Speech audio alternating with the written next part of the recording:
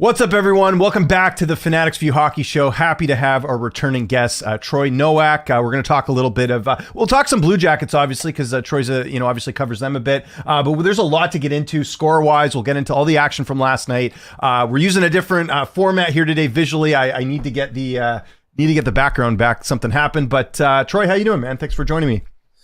I'm doing great. It stinks that the Blue Jackets are on a 3-game losing streak, but since the Winnipeg Jets are a big topic of discussion, considering we played them at the beginning of this losing streak, I've got a pretty good idea of what type of team they are, and I actually think they're way more legit than I actually could have predicted this year, honestly.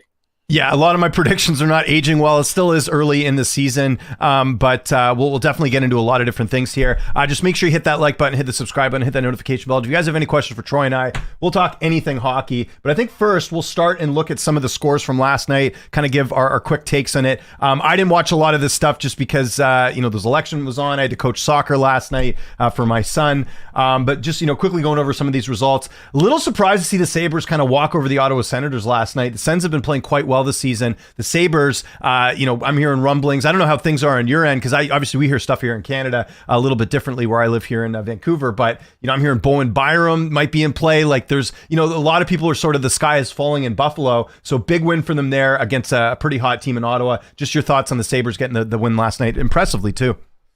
Yeah, this is a team that seriously needed a win, because I think it was 2 games ago or 3 games ago that they versed the Matt Barzal-less and Anthony Duclair-less New York Islanders, and they didn't win, and they didn't look good either.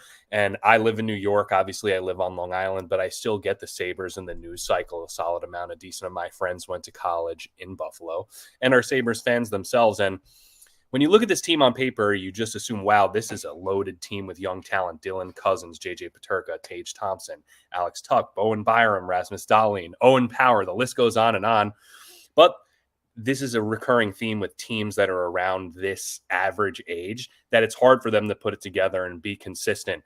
And these rumors of Bowen Byram going around, that doesn't really surprise me, although he's a fantastic player. And a player like Dylan Cousins, who they did lock up long-term, I believe he's got 6 or 7 years left on his contract. Oh, yeah. I wouldn't be shocked if he's a player that they explored potentially trading, because, that second-line center role is one of the hardest roles to fill in the NHL. And there's many, many teams that would love to have him on the team as much as he shoots.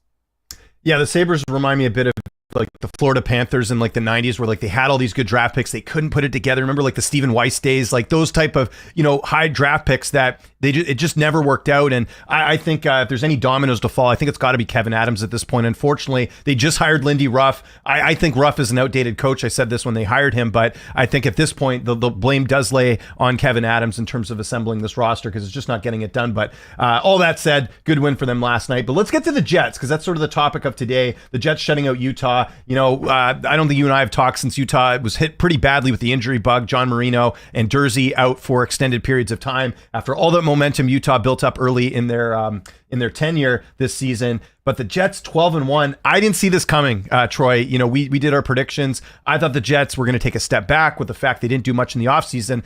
But one thing we're seeing, and I want to get your take on this, I think teams that didn't do actually a lot of moves in the offseason, I think are almost benefiting from the chemistry factor, and you're seeing it with a lot of teams, Boston being one of them. We'll get to them a little bit later. The Canucks have been, not, in my opinion, not so great with a lot of the new additions they've had. I think there is something to that, where if you keep the core together, you can play the right system, it's easier to play. But your thoughts on the Jets and their hot start? Again, a shutout last night over Utah.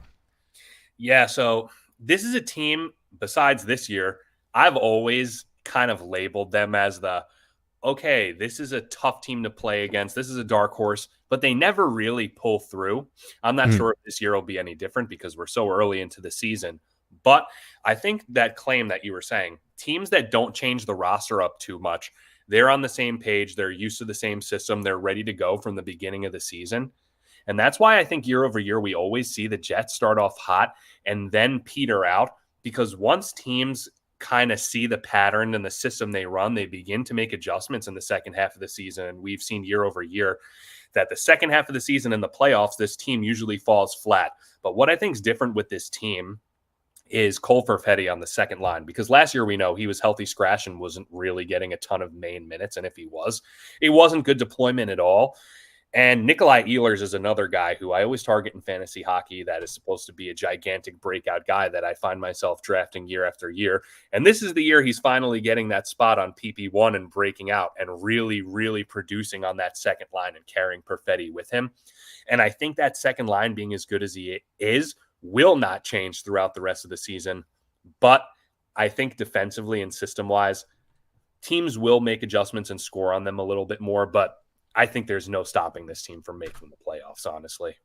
Oh, yeah, they'll make the playoffs. I just think the question is, can they improve from where they were last year in the playoffs? I still have some questions. As we know, teams that do well in that win the President's Trophy, they don't tend to win the Cup, which is weird. That's sort of been a stat over the last little bit. But another thing we got to mention, too, the coaching change. Obviously, with Scott Arniel, he was in the system already. So they're not playing much different than I think they were last year. I think that's also a beneficiary for Winnipeg, who's, like I said, 12-1 start, one of the best we've seen in league history. So I think the Jets are going to keep it up. I think at the very least, they put such a cushion between them and everyone else that they're going to end up doing quite well. Now it'll again the part that obviously counts the most is let's see what they do at the deadline. Let's see what they can do in the playoffs. And then the one thing I would suggest too, I've said this before, but Hellebuck, you don't want to overplay him, right? You don't want him to burn out in the playoffs. We've seen that. He's played, more than I think most goaltenders over the last couple seasons. So I believe Lawrence Brossoit is their backup, if I'm not mistaken, right? Is that who they're, I'm trying to remember who their backup is. I know he was last year. I actually think he might have moved. Oh, you know what? I think he's Chicago. I'm trying to remember who their backup is. But what I'm saying is they should probably start splitting these games. Oh, you know what? It's Eric Comrie, I think, is their backup, right? Mm-hmm. Might be wrong about that. Let me just go look at the roster right now, and then I'll actually have an answer. Columbus versed him.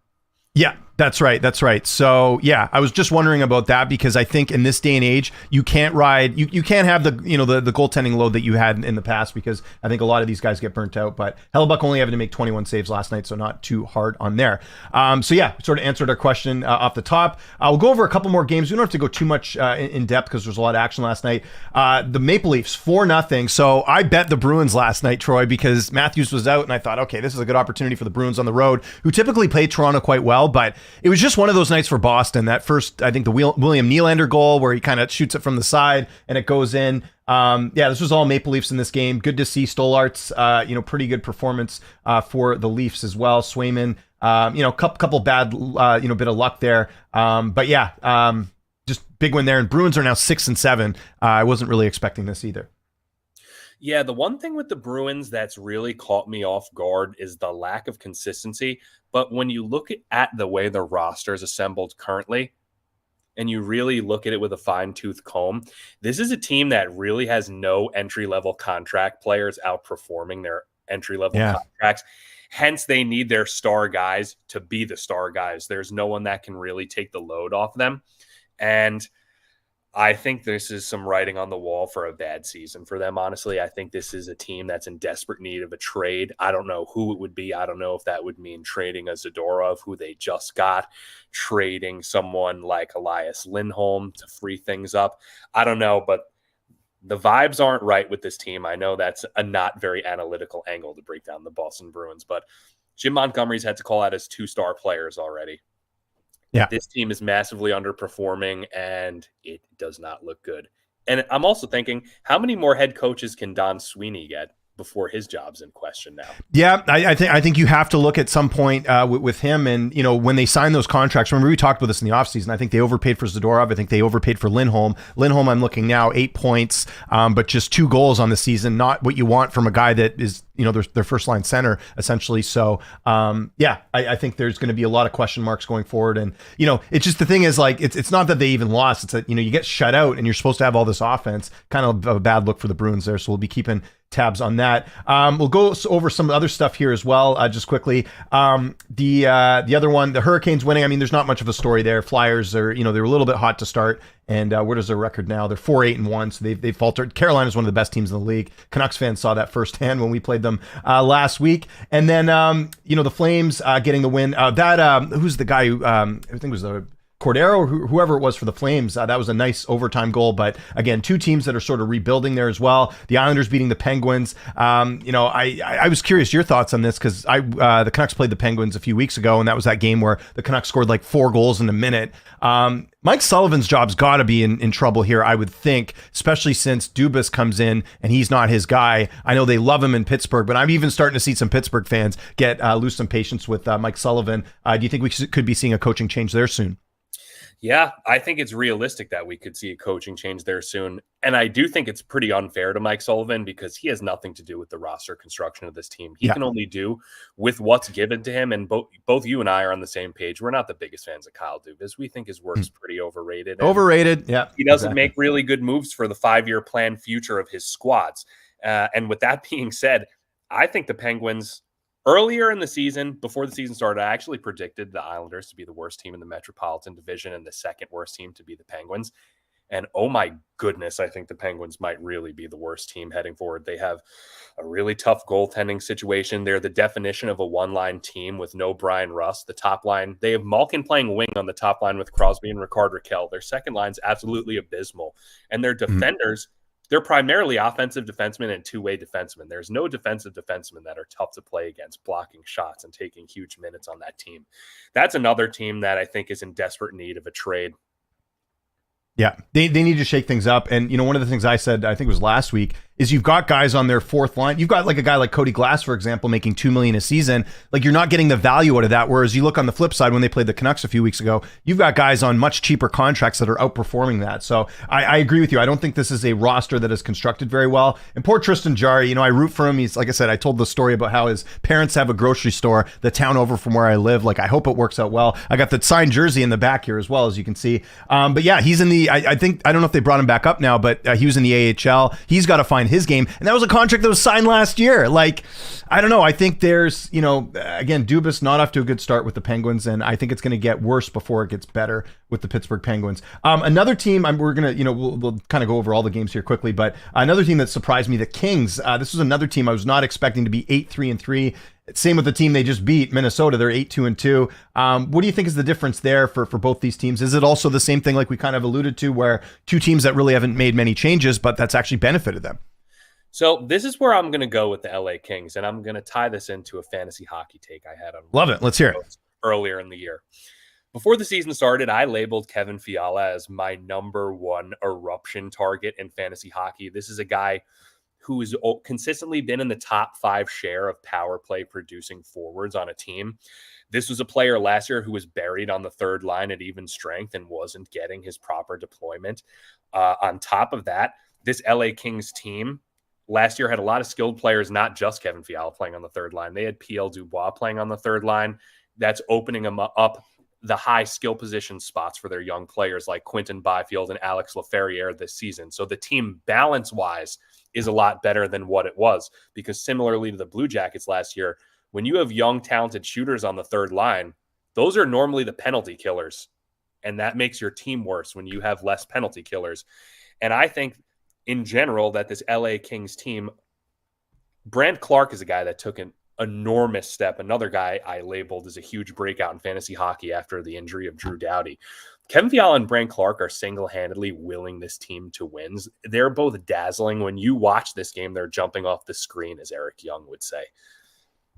Yeah, it's pretty incredible what they're able to do, and they're getting it with, like I said, pretty subpar goaltending. Like David Rittich is still in the league. That was probably the most surprising thing. Like that I saw that. And we should say with Minnesota, Philip Gustafsson has definitely outperformed. I had Andrew Stein on here last week, who's obviously an Ottawa Senators guy, and they, obviously traded Gustafsson seasons ago, but we both agreed it's one of those situations where some players just flourish in different environments. And I think for Gustafsson, having the sort of the tutelage or the mentorship of a Marc-Andre Fleury, I think has paid dividends for him, and he's looked great, making a number of saves. Well, didn't play so good last night, but overall he's been good this season. I want to talk quickly about the Canucks. I did watch most of this game last night. I actually miss the third period, but it was the same old story early on. Canucks give up the first goal.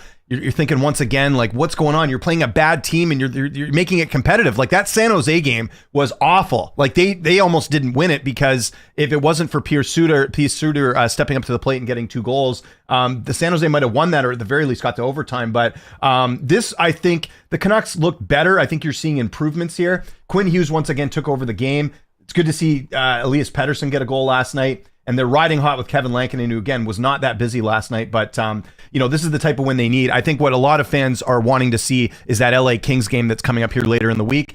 The Canucks have not played top teams very well. Losses to, Tampa Bay in regulation. They had that absolutely embarrassing game against New Jersey where they got shut out 6-0. These are good wins, and it's good to build up a cushion, but they got to show up against the better teams. I don't know if you caught any of the highlights last night, but good to at least see a balanced game. Besser's in a contract year too. That's another thing I'm thinking of. It's like, man, he's going to get a nice raise. And this has been probably, people talk about Kevin Lankinen being an MVP for the Canucks. Kiefer Sherwood, my God. Quinn Hughes went to, if you don't know the story, Quinn Hughes went to management, was like, sign this guy. He's a pain in the ass to play against. And Hughes obviously saw this when they played Nashville in the first round last year. And he's been like a fan favorite. He's like leading the team in hits and goal and assist last night, a beautiful slap shot on that second goal. Just your thoughts. Again, I don't think you saw the game last night, but just your thoughts on, the Canucks, they're plugging away, but not the success they had last year by any means. Yeah, I didn't watch the entirety of the game, but me as a shots on goal guy myself, I like to keep tabs on how these guys are playing. I loved Kiefer Sherwood getting caught on the hot mic yesterday. That made my day. That was great. That was awesome. And the other thing is, on the other side of the puck, if you guys aren't familiar with Cutter Gauthier, I mean, this guy's shooting 10, 15 attempts on goal a game, and he hasn't scored his first NHL goal. It's only a matter of time until the dam breaks and he's scoring like crazy. I know he isn't putting any actually in the back of the net, but when I'm watching him and Troy Terry specifically on the Ducks, they look absolutely amazing. So I know the Ducks are an appealing team to bet to win hockey games, but if you're in the market to betting shots on goal, Cutter Gauthier every single night is just firing the puck nonstop. And the Canucks so far, they generally have impressed me. Like you said, the balance of the lines, players like Kiefer Sherwood, Daniel Sprong makes the bottom six with a little bit of attacking potency along with the penalty killing that is hard to play against. And I think that's why eventually when they get in top form, the Vancouver Canucks, they're going to be more similar to how they played last year. Yeah, and you're going to get Dakota Joshua back here soon. We know he's skating with the team. Thatcher Demko is apparently, we're going to find out later today if he's going to be on the ice with the team. But that's encouraging, although I don't think the Canucks have been, let's be honest, they've been blessed with good goaltending dating back to when they got Jacob Markstrom in that Luongo trade ages ago. Like, it's been nothing but consistent goaltending, so they've been lucky there. Just quickly on Anaheim, Dostal, I was impressed with him. I know he let in 5 goals last night, but I think it's just a result of him being kind of burnt out. But this is a guy that Anaheim, I think, has something here. And you got to wonder, John Gibson, what's his worth on the open market? I think they got to look at exploring that with having a goaltender that's playing quite well right now. I don't know if you've watched much of him, but I was pretty impressed, even though, again, 5 goals last night. I don't think most of those were his fault. Yeah, so I'm a Lucas Dostal owner in fantasy. I jumped on there you go. Yeah. Pretty early. This guy, shout out to Flip Livingstone from the Locked On Fantasy Hockey podcast, because he was on this before the season started. He was saying that this guy is absolutely incredible. He might get into some sticky situations similarly to this. When you're versing a very good team, you might get shelled. But if you're in a fantasy hockey league that has a pretty good weighting for saves, this guy's facing 30 plus a night. So even if he gives up 3 or 4 goals, you're going to get a solid amount of points in fantasy hockey. And this is clearly one of the biggest surprises in the goaltending realm in the NHL this year. And this is why I tell everyone in fantasy hockey, really try not to prioritize drafting goaltenders early, because I forget the exact statistic. It was 5 or 6 out of the top 10 goalies from year after year don't repeat. There's so much turnover. So inherently, you can push off your goalie draft pick so late in the draft and acquire someone on waivers that ends up in the top 10. Yeah, it's true. Goaltending has certainly changed over the years in terms of, like look like Connor Ingram last year breaking out. Like, you're just seeing, certain guys stepping up. What happened last night with the Blue Jackets? I'm sure you caught that, obviously losing to the Sharks. But to be fair, the Sharks are playing quite hot other than obviously the other night against Vancouver. What happened there? But I will say Blue Jackets seem to be exceeding expectations.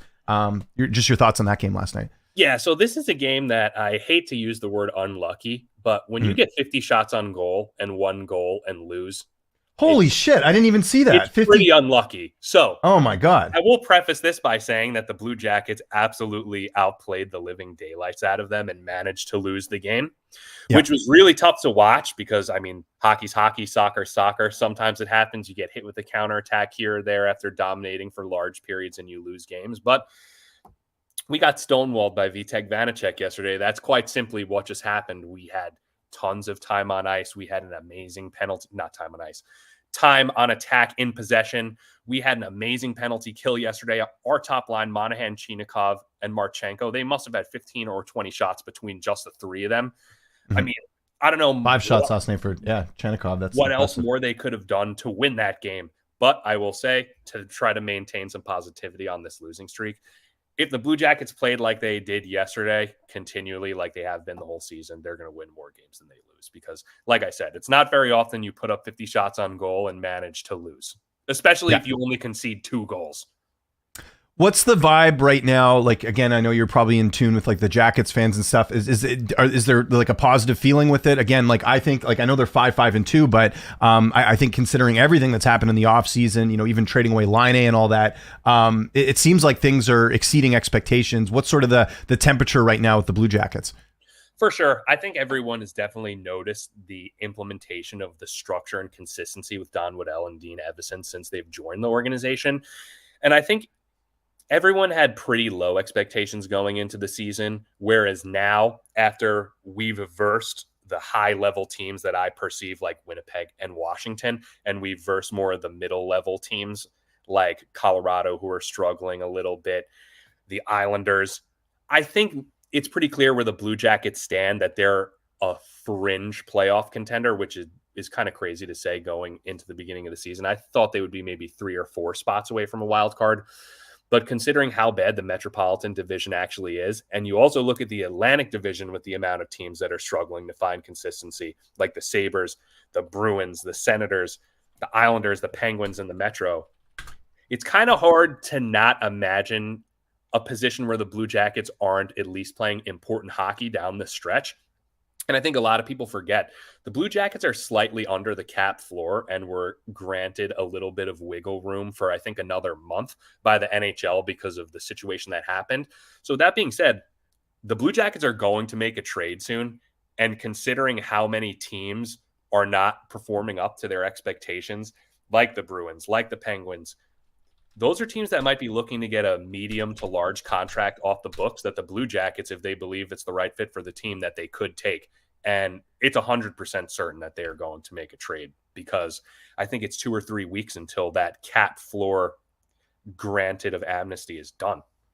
Yeah. We'll take a look at I'll bring up here in a second as far as the cap space for the Jackets right now. But again, with teams with cap space, we've talked about this before, having that flexibility, taking on bad contracts or getting picks. I mean, you look at the cap space right here, 24 million in current cap space right now.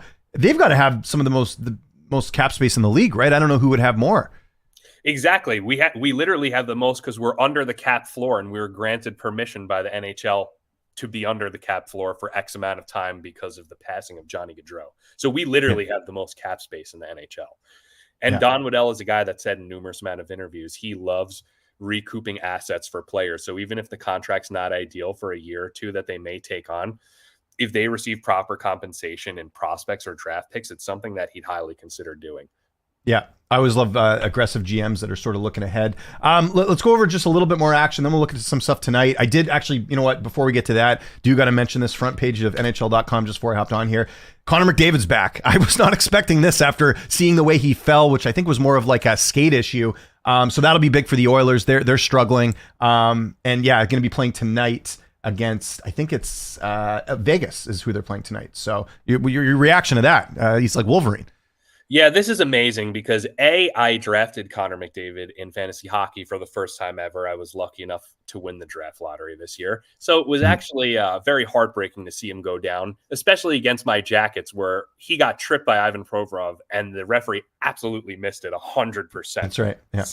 Stick under the skate and everything. But I think this is going to give them the spark that they need because although they didn't play that bad while he was out, it's clear that this team really has to dig themselves out of a hole. And this has been a recurring theme for them year after year.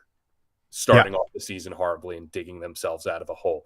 And that might be partially due to why they tend to peter out in the playoffs, because they're playing high intensity hockey in the middle and end of the season. Whereas if they started off well, they could kind of manage the workload and change their health going into the playoffs. And that's why I think the Carolina Hurricanes generally struggle going into the playoffs in deep runs, because they're a team that plays so hard, so consistently throughout the whole entire year that they eventually just, they lose energy, they're hurt, and they're done by the second or third round. Yeah. No, I agree. Yeah, so that means that as well, because the Oilers are playing the Canucks here soon. Connor McDavid will be in Vancouver, because that was a big thing. I know. I don't know. Did they do this in Columbus? Do you know? Do they charge more money for premium teams? Is that a thing that you know of? Not that I know of in Columbus, but I know that's what the Islanders do over here. So I told you this in our DM. So we got a bunch of tickets. I'm taking my son, like a bunch of our families going to the Columbus game. Actually, they're playing December 6th. In Vancouver. So that was a cheaper ticket because, obviously Columbus, not a premium team, but I think I told you this as well. I had to get tickets for my brother-in-law. He's a big Montreal Canadiens fan. They are considered a premium team because obviously they're an original six. I paid almost the same amount for tickets as I paid for four tickets for that game than I did for two tickets. And granted, the seats are a little bit better, but it's just crazy like how they do that with certain games. Trying to gouge people out every which way they can. So I love the Canucks, but the ownership's got to do something about that, I think. So yeah, because that's definitely a thing here. When I go see, I like to go because I'm very close to the Islanders Stadium. I like to see good teams come into town. So for some reason, I guess the Panthers, maybe they will be now, but previous years they haven't been considered a premium team, and I've always used to see them for super cheap. But when I go see the Oilers or the Avalanche play the Islanders, the tickets cost a lot. And also, obviously, when they verse the Devils and the Rangers, who are local rival teams, those tickets cost a lot more too. But they definitely do that over here in New York, that's for certain. Let's just a couple more games I wanted to talk about from last night that we sort of skipped over. So we talked, I think we talked Lightning and Blues. So the Blues get the win.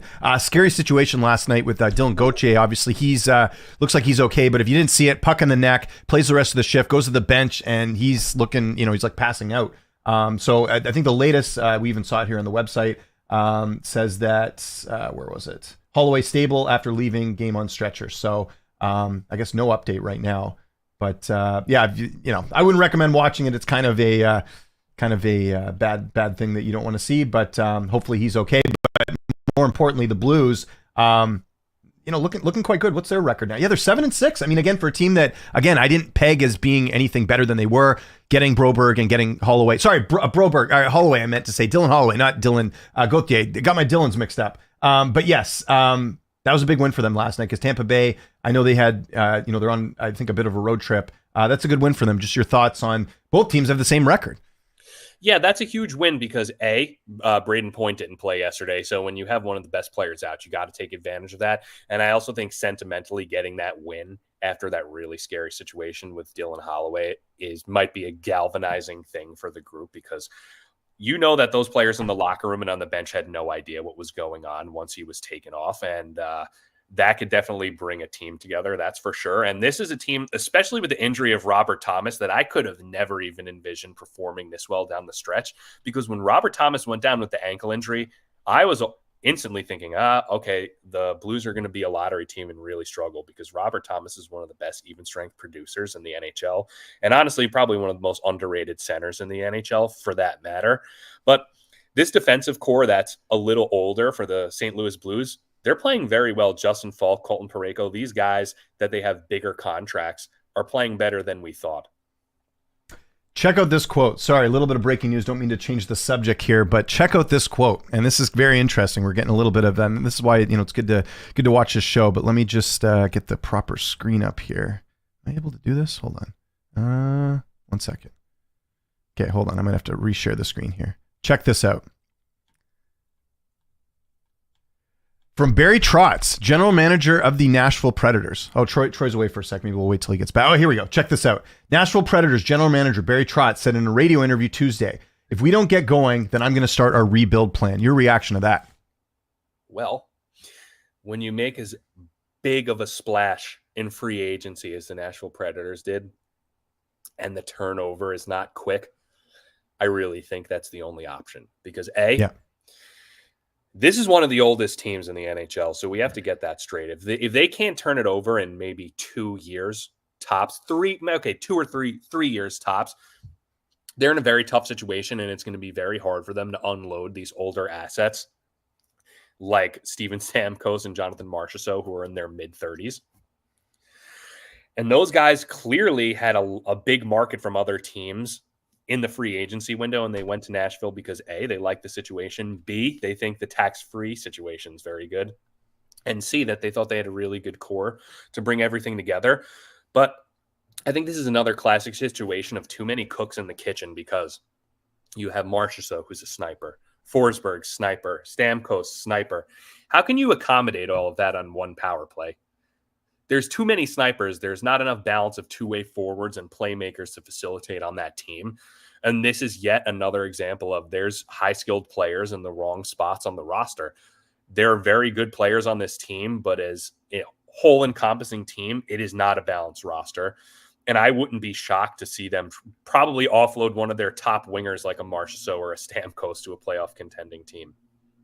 Well, and you're not going to get good value either. Like, there might even have to be some salary retained because they just signed these guys. And if you're another GM, you're just salivating at the idea of, a team that has to get rid of assets to change the culture. So I kind of agree. I mean, how many games are we in? 12, 13 games? It's not looking good. I mean, the Oilers went through something similar last year. They fired the coach. They were able to sort of I agree with you. I don't think it's a coaching problem. I think it's a makeup of the team problem. But I'm curious to see like how patient they are and what they're going to do, because my understanding was like last year was supposed to be like a bit of a rebuild, right? And then they had this success, and then it seemed like they were going to trade Saros, and then they ended up re-signing him. So I think they doubled down maybe at the time when it wasn't the right time to do that. But yeah, if you're Steven Stamkos, I'm assuming if things keep going this way, he's not going to want to be part of a rebuild. He might now be available for a team that might want to go on a run, but you're not going to get the full contract. You're probably going to have to retain salary.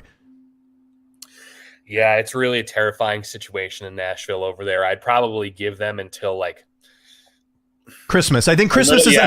I mean, I don't know this. I don't know the exact stat, but if like you're not in the playoffs by Christmas, you're probably not making the playoffs in most cases, right? Oh yeah, it's like if you're more than 4 points out of the playoffs by American Thanksgiving, you have like an 80% chance of missing, or like an 85% chance of missing. It's a ridiculously bad stat. So that's why people underrate good starts a lot, because we've seen teams like the Winnipeg Jets year over year start off hot, peter out, and really struggle. But since they started off so well, they were able to make it in.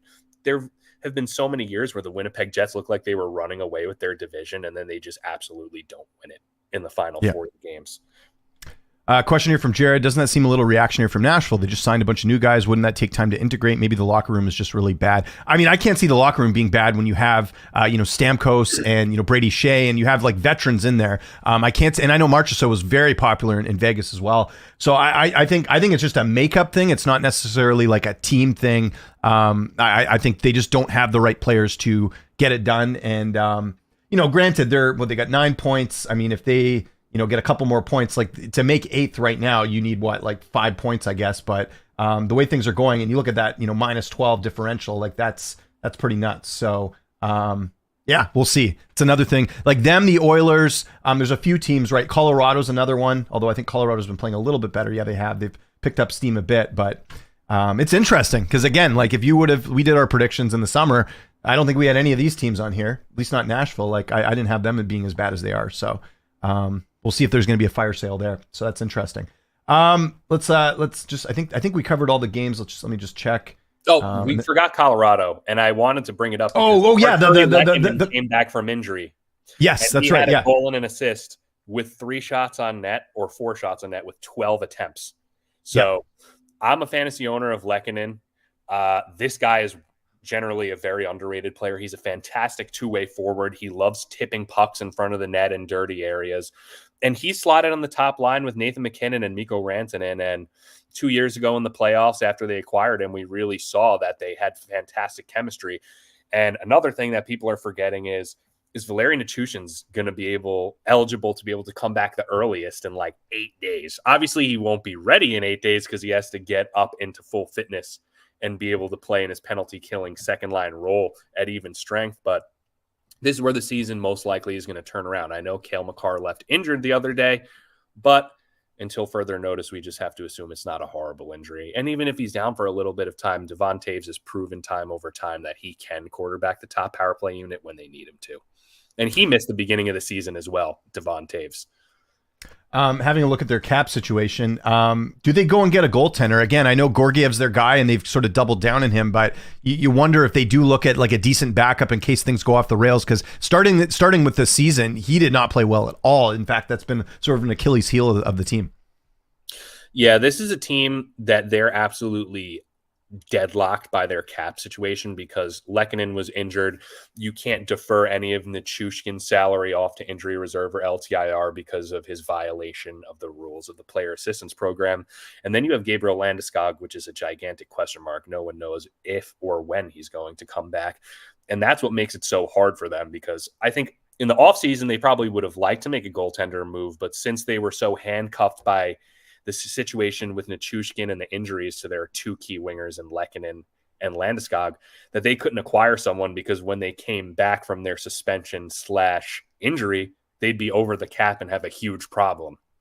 So I think once those players come back, not Landeskog, but once Nichushkin comes back and he can be playing again, it seems like they want to keep him, but if they explore potentially trading him, he makes about $6 million a year, and I think anyone wants a 6'4" Russian that can kill penalties with some offensive spice to his game.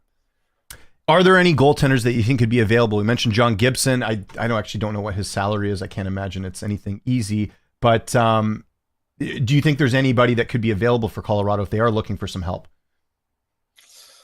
That's the tough part, because they're in such a cap pinch that if they get a goalie or trade for one, he's not going to be a big name.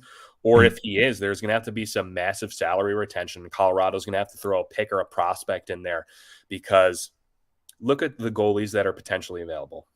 John Gibson, he makes about $5 million a year. Jari makes about $5 million a year. Elvis makes about $5 million a year. These aren't cheap options, and these aren't highly coveted options either. And I think if Colorado is forced to go down any of those paths, it's going to be tough for them, because with those three goaltenders I mentioned, I think you could see a realistic trade of maybe a Jari for a Gibson, a bad contract goaltender for goaltender switch type deal over there. And dollars in, dollars out, Colorado is not in a good situation for that. Well, Canucks can trade Kevin Lankinen for a first-round pick, and maybe we'll see if they do that. No, I'm joking. But, in all honesty, I said this to a friend of mine the other day. If I'm the Canucks, I'm holding on to Lankinen as much as I can, like at least for the rest of the season. But because I don't know about Demko, like I know he's going to come back, but are we going to get the same Demko? Is it going to be the same guy that was this Vezina caliber? From what we're hearing is that he has this injury that just won't go away. He's sort of got to play through it. I think you might need some insurance, and I don't know what they're doing with Seelovs, because they keep putting Seelovs in these tough games. Like, get him to play Anaheim. I don't really understand the decision of the coaches. Like, you have this young guy that's supposed to be the future, and you're not giving him the adequate opportunities. Like, I get Tockett's thinking, like, pad up the games right now.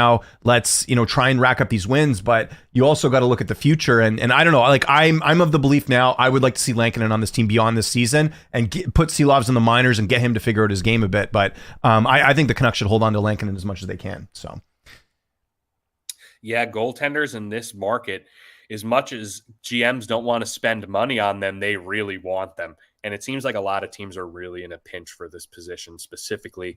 And that's why I think realistically at some point this year that Elvis Merzlikins will get traded with the demand for goalies right now, because we have Daniil Tarasov, who in my opinion is a pretty solid goalie. He's a 6'5" calm Russian that the team loves playing for. In the offseason, the Blue Jackets signed Jet Greaves to a 2-year contract. This year, it's one way. Next year, it's two-way. And they structured it that way in anticipation that one of the goalies is going to get traded and leave. There you go. This is why we love having you on. I wouldn't have known that. So there we go. With that being said, it seems pretty obvious that if the Blue Jackets continue this path of being a fringe playoff team, maybe getting in the high 70s or low 80s points in the standings this year, that this Elvis Merzlikins option with some salary retained could be a very appealing option for some teams. On the other side, because we were talking about Colorado, just going back to them, the Kraken, they get these off-season acquisitions, Monador. What can we expect from them? Because it seems like they're kind of just stuck in the middle, and it almost looks like that season they had a few years ago was a bit of an outlier.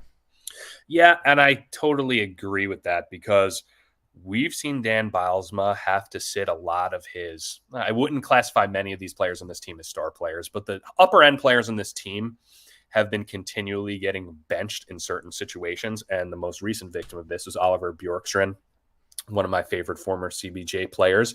Mm-hmm. And if the Seattle Kraken are exploring getting rid of a player like that who makes around $5 million a year, please bring him back to Columbus. I don't know how likely that is, but Columbus is under the cap floor until their permission to be under it expires from the league. And I think a player like him that has the ability to play on the second power play unit, also kill some penalties, a really good two-way player at 5-on-5. And he won a AHL trophy with the Cleveland Monsters. He played with the Columbus Blue Jackets for a long time. He was an alternate captain. If there's a hockey trade that works there with the Columbus Blue Jackets that really need to onboard some salary, I wouldn't mind having him back at all. And I think there's going to be a little bit of shakeup over there because this was a team that approached the expansion process very different than the teams in previous years. This was a team that acquired easily movable assets in terms of they drafted a lot of players that didn't make high AAV on close to expiring contracts so they could trade them away. Whereas Vegas took an approach where they wanted to splash and get the best players that they could when they entered the expansion draft. So I think in theory, when they had those players that had very solid tradable contracts, it was a good plan moving forward. But now those players aren't performing like they did the first season and their stock is plummeting. So now it's going to be really tough for them to get rid of some guys unless it's a McCann or a Bjorkstrand. I think Ron Francis's job's got to be on the line if they don't make the playoffs this year. I mean, they fired the coach already. Like, what the next move is to, blame the guy that couldn't put together a good team. So I think that's something worth keeping an eye on. And one thing I just noticed, because I haven't actually been paying attention, Shane Wright with just 2 points. I mean, this was supposed to be the first overall pick that year, right? And he hasn't really panned out too much. Like, I wonder at what point they start getting impatient with him and maybe looking at other options, because 2 points throughout however many games. I know he's still relatively young. You got to think, like, is he maybe needing a change of scenery? Yeah, and he made it to the finals with Coachella Valley last year when they ultimately lost to the Hershey Bears. So it's not that he's not getting reps or consistent playing time. Some players, they take a little bit longer than others, but as a prospect as highly touted as he was coming into the draft, it's kind of shocking to me that he hasn't made a bigger impact, especially on a team that's in need of some star power. Let's switch gears a little bit here. I just want to mention we got a bunch of stuff post game on the channel here. My guy Taylor working across the clock. We got some Vancouver Canucks stuff post game, which is great. Nashville Predators. You see obviously the Panthers as well. So lots of really good content here. I don't know Tomono Rutu's with the Panthers. That's interesting. See, I learn things every day. So lots of good stuff here on the channel. Make sure you check it out if you guys haven't tuned in. LC says, Lynch, you always been into hockey. Yes, hockey's my first love, for those who don't know. I coach hockey. I am actually the team manager of my son's ice hockey team. I just had to email a bunch of leagues to get into tournaments that are going to be taking place next year. I love hockey. Yeah, hockey's my first love. People always said if I had to get rid of one or the other, if I couldn't watch one sport the rest of my life, I would always, I don't think I could live without hockey. So I love hockey. And Joe pointing out that McDavid's back, already talked about that. That's going to be big for the Oilers. Let's have a look at all the action going on tonight in the league. We got some odds out here, courtesy of Bodog.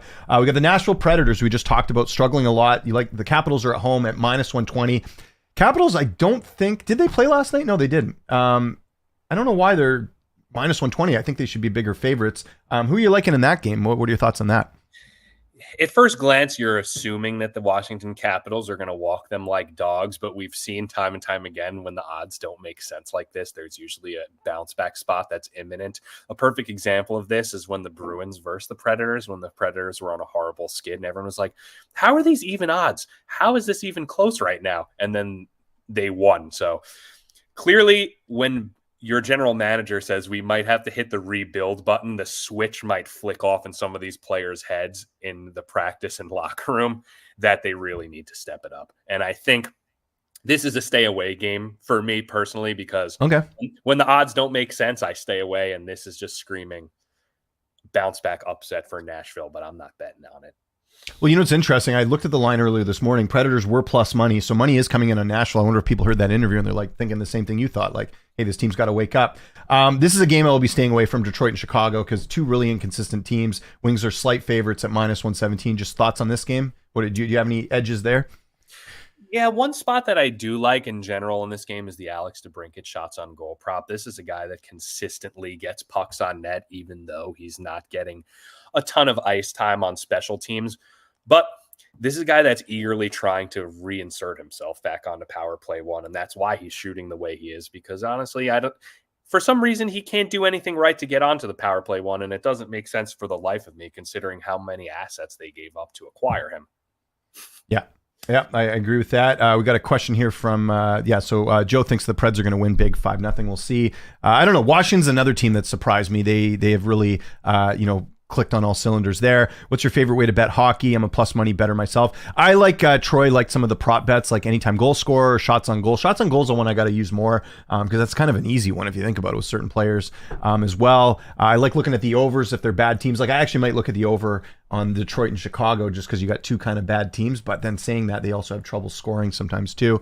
But yeah, plus money is something I look at. And that brings me to our next game.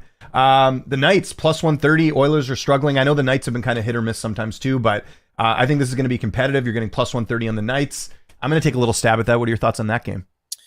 Yeah, there's a player that I've just been absolutely in love with on the Vegas Golden Knights recently. I've acquired him in fantasy. His name's Pavel Dorofeyev. He's playing second line wing and he's playing top power play. This guy is shooting the lights out right now. He's not afraid to shoot. I think his point prop might be one of the most undervalued player props in the market currently. On top of that, I don't even hate his shot on goal prop. You could probably find an alternate line for him at 1.5 at somewhere around minus 300. And you could probably parlay that with DeBrincat's alternate 1.5. That's probably around like minus 450, minus 500 and gets you to probably close to minus 125, minus 130. But Pavel Dorofeyev is a player that I'm just absolutely obsessed with now. Please add him in fantasy if you don't have him. Look to his props nonstop. And I think this is just a system play. McDavid's back. McDavid 2 points. Whether that means the Oilers win or not, who knows? But to my understanding, the Vegas goaltender is currently injured. I believe Samsonov's out. So if he's not in net, I think it's a pretty solid shot that the Oilers could get a few past him today. I will be looking at the McDavid, 2 points or more prop as well. I think, Joe says here, Skinner's on his line. He's pissed. I expect PP to get 3 goals tonight. Oilers 4, Vegas 3. Should be a close one, but I'm liking that plus money with Vegas. I actually did well the other night. New Jersey was like minus 120 against the Oilers, and I was like, what's going on here? And New Jersey, obviously they shut them out. So, actually, what was the final score on that? Let me just double check. And the Oilers won a back-to-back going into that game, and I was like, yeah. I took on the Devils that game too. I was like, how are the odds this way? Yeah, it was 3-0. The Oilers are on a back-to-back, flying over to New Jersey to play this team that's really solid. Yeah, so a lot of action there. We'll just quickly look ahead to some other games that are coming up here in the next little bit, and then we'll wrap things up. We've got a couple minutes left here. So just a couple of games today. Tomorrow, I'm just trying to think if there's any games that stand out. I mean, the Jets and Avalanche will be interesting. Can the Jets sort of keep it up? Avs on the road, not too... a lot at stake. And then obviously the Canucks and Kings I'm going to be paying attention to with, like I said, the Canucks still on their California road trip. Kings will be playing them tough. That's another one I'll be keeping an eye on the odds. That might be a Kings bet because I'm curious to see the odds on that because, like I said, I don't think the Canucks played well last night, but I think that's also part of the team they're playing. The Kings are at home. Kings are also, I'd have to go look at the stats, but they're like one of those teams that the Canucks can't seem to play well against. Like even last year when the Canucks were on their heater, it was like the Kings and the Flyers would always beat them. So any games here that sort of stand out to you? Yeah, one game that really catches my attention is I honestly would be looking to Colorado to beat Winnipeg in an upset spot because I could be totally off in this. I like Arturi Lehkonen more than the average person, but I truly believe he's the straw that mixes the drink together, which is the Colorado Avalanche top power play and top line, because he's such a well-rounded two-way forward. Without him, they lack so much balance, and he does so many good little things that go unnoticed in games that this team clearly was missing based off of their really, really big struggle to start the season. And I know Winnipeg is absolutely on fire recently, but Lehkonen really does make a big difference in my opinion. And also under the assumption that Cale Makar is not going to miss this game, and he's not badly injured. Why not? Because that top power play unit's 95% of the way there, and Nichushkin will be back next week. Also, last question we'll get to from Joe. Who wins the Art Ross and Rocket? I think Nate Mack for Art Ross, Leon for the Rocket. We'll see. I'm a little biased in Vancouver, but I mean, watching last night, Quinn Hughes, I mean, he's going to be up there for Hart votes, I think, at some point. I mean, it is so clear he is the best player on the team. I might be a little biased, but I mean, he just passed, what was it, third fastest defenseman to get to, I think, 300 assists or something like that. I was seeing that stat last night. He's been playing really well. Any names that stand out to you early as far as Art Ross and Rocket? Yeah, so Art Ross, this is a player that I would have loved to draft in fantasy in my league that wasn't ours. If he fell to me perfectly in our league, I was lucky enough to get him when I chose the Minnesota Wild. But Art Ross, Kirill Kaprizov, this guy is on a contract year. He is absolutely erupting. He's shown time over time again he can pop off 40 goals left and right. I don't think he's going to lead the league in goals, but if he stays healthy, I would genuinely be astonished if he didn't lead the league in points, because the amount of multi-point games this guy has had so far this season is just utterly unbelievable. And with the potential that he could hit the open market and demand a ton of money, I think this guy's going to win the Art Ross 100%. And then the Rocket Richard, this is a really tough one for me. I think sneakily who could win it, I know this sounds insane, but we saw this happen last year with Sam Reinert. I actually think Nico Hischier could actually carry the torch down because, A, the Devils team's really good, and the type of goals he scored, he's in the bumper, he's in front of the net, they're deflections, they're close, he's working hard. I know he doesn't have a lights-out wrist shot like a lot of these guys do that win the Rocket Richard, but when you're cleaning up in front of the net for Timo Meier and Jack Hughes on a very good power play in a metropolitan division that we've clearly stated has a lot of teams struggling and aren't that good, why can't he lead the league in goals? We've seen Zach Hyman, we've seen Sam Reinert, we've seen some peculiar guys get up there because their line mates are fantastic playmakers and get them there. Awesome stuff, Troy. Got to get you back on again. Always fun talking with you. Always learn something when we have you on the program. Anything you got coming up, anything you want to plug, I'll always give you the last word here. Nope, that'll be it. I really hope that the Blue Jackets can put an end to this losing streak right now. And seriously, if you want to look at some NHL shot on goal bets, please check out my Twitter handle down below, NHL_shots-on-goal_guy. That'll be me, always posting screenshots on DK and FanDuel. And thank you for tuning in. Please drop a like and subscribe to the channel.